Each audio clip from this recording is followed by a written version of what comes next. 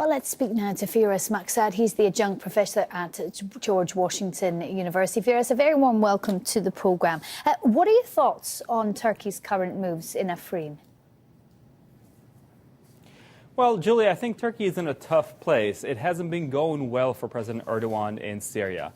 It hasn't gone well not only because of American support for the Kurdish militias there, but also because commitments made by Russia to Turkey as part of a de-escalation zone in Idlib, also those promises have not been kept. So President Erdogan, who subscribes to a very nationalistic brand of politics, is feeling squeezed and feeling the need to react, and I think this is part of that reaction. So, Firas, is what you're saying is that partly this is about putting a strong message out to his own Turkish audience at home?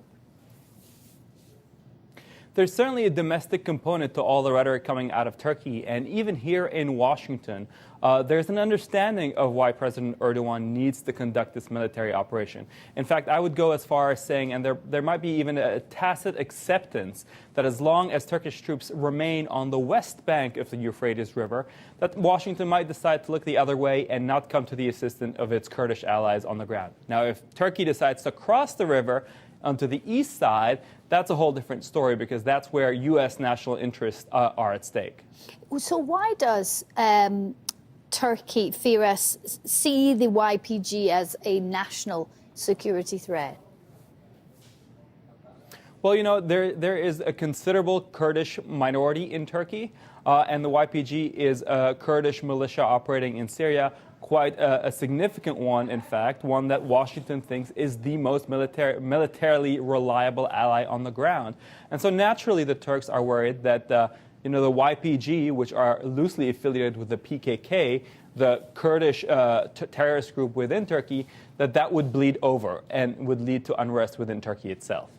And we know, don't we, Firas, that the US side of things, they announced US-Syria policy must be viewed as complementary to the Iran strategy. So how does all of this fit together?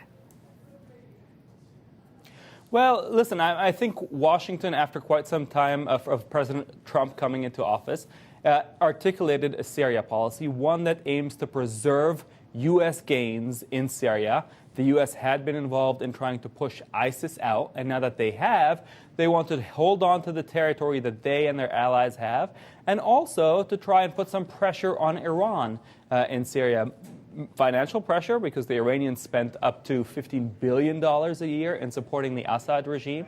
And that territory that the U.S. is holding on to is very rich in natural resources, including oil. There's the Euphrates Dam, and there's also very agriculturally rich land in that area. So this is part of a broader geopolitical calculus for Washington, why they want to remain in that part of Syria.